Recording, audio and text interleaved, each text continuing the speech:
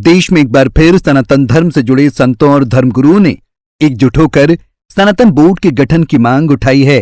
प्रसिद्ध कथावाचक देवकीनंदन ठाकुर महाराज ने सुझाव दिया है कि जैसे देश में वक्फ बोर्ड है, वैसे ही सनातन धर्म से जुड़े विषयों और धार्मिक संस्थाओं के संरक्षण के लिए सनातन बोर्ड का गठन किया जाना चाहिए। देवकीनंदन ठाकुर महाराज ने इसके लिए राजधानी दिल्ली में एक बड़े कार्यक्रम का आयोजन करने की घोषणा की है। इस समागम में देश भर के साधु संत एकत्र होंगे और एक स्वर में सनातन बोर्ड के गठन की आवाज बुलंद करेंगे। इस पहल का उद्देश्य सनातन धर्म की रक्षा करना और सनातन परंपराओं को संरक्षित करना है। जयपुर में चल रही रामकथा के दौरान भी संत समाज ने इस विचार का समर्थन किया है। संतों का मानना है कि यदि धर्म की रक्षा करनी है तो ऐसे बोर्ड का गठन समय की मांग है। इसी बीच देश के प्रसिद्ध कवि कुमार विश्वास ने भी इस पहल की सराहना करते हुए कहा कि यद्यपि वे खुद को इस विषय पर बोलने के योग्य नहीं मानते, परंतु उनका मानना है कि सनातन बोर्ड का गठन एक सकारात्मक और सराहनीय कदम होगा।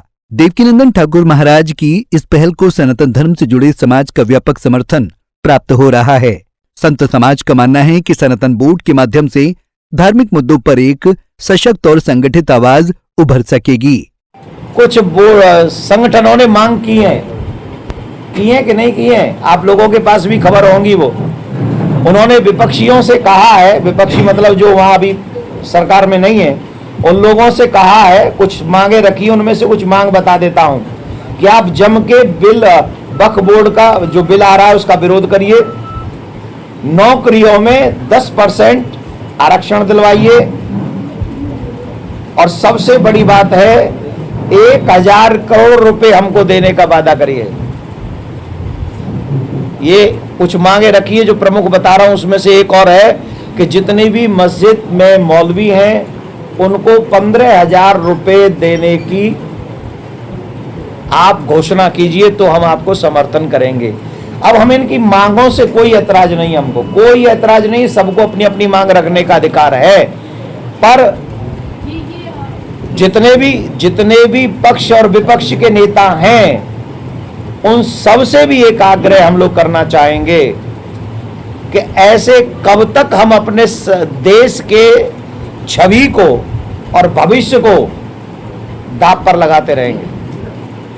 अगर सेकुलर कंट्री है तो सबके लिए समान अधिकार होने चाहिए।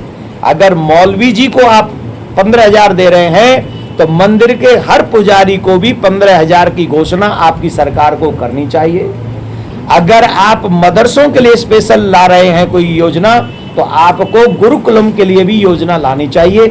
इन्हीं सब बातों का ध्यान रखकर हम सनातन बोर्ड के निर्माण की मांग सरकार से करने आए हैं। और आप मीडिया वालों से निवेदन है, हमें मालूम है आप सब सेकुलर हैं, लेकिन कहीं ना कहीं आप सब भी सनातनी हैं। आप सबसे भी हमारी बात है, अगर हम जायज बात कर रहे हैं तो आप हमारी बात को पहुंचाइए, अगर हम नाजायज बात कर रहे हैं तो हमारी बात को मत पहुंचाइए। अगर हम नाजायज बात करें तो आप हमारा विरोध करिए, लेकिन हम अगर जायज बात कर रहे हैं तो आप हमारे पास में नहीं है कोई व्यवस्था जिससे हम आप लोगों तक पहुंच सकें, लेकिन आपके पास में है व्यवस्था जिससे आप जन जन तक हमारे सत्य को पहुंचा सकते हैं कि सनातनियों ने बहुत सहा है आजादी के बाद। जितना सनातनियों ने सहा, शायद ही किसी ने सहा हो इस देश में। और कितना चाहते हो कि हम लोग और सहें? अब इससे ज्यादा सहा नहीं जाता है। हमने अपनी बहन बेटियों के टुकड़े होते हुए देखे इस देश में, हमने मंदिर के प्रसाद में मिलावट होती हुई देखी इस देश में।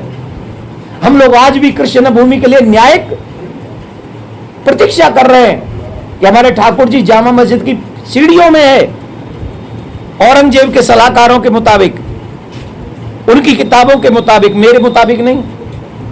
और आज भी मैं अपने भगवान का अपमान सह रहा हूं सिर्फ इसलिए कि मैं संविधान पर विश्वास करता हूं। अगर मेरा विश्वास संविधान पे है तो संविधान की भी यह जिम्मेदारी बनती है कि वो मेरे साथ न्याय करे। 100 करोड़ लोगों के साथ अन्याय नहीं करना चाहिए। भगवान श्री कृष्ण में सिर्फ सनातनियों का ही विश्वास नहीं है, देश विदेश में सभी लोग भगवान श्री कृष्ण से प्रेम करते हैं। नहीं तो चल के देखो वृंदावन में कार्तिक मास में कितने विदेशी परिक्रमा कर रहे हैं। तो आप सबके माध्यम से हम यही निवेदन करना चाहते हैं, सनातन बोर्ड का निर्माण हो, कृष्ण भूमि का निर्माण हो, और आने वाले समय में मेरी नेक्स्ट जनरेशन सुरक्षित हो, संस्कारी हो, इसके लिए मुझे आप सब मीडिया बंधुओं का भी सहयोग चाहिए। आप लोग अगर मेरी बात को अपने चैनलों के माध्यम से देश में पहुंचा देंगे तो मुझे लगता है कि मेरी बात सनातनी सुनेंगे, समझेंगे, सरकार सुनेगी, समझेगी।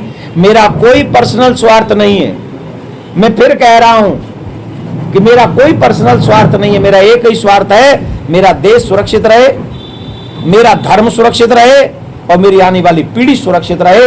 एकमात्र यही उद्देश्य है और आओ हम सबको मिलकर इस बात को आगे बढ़ाना चाहिए।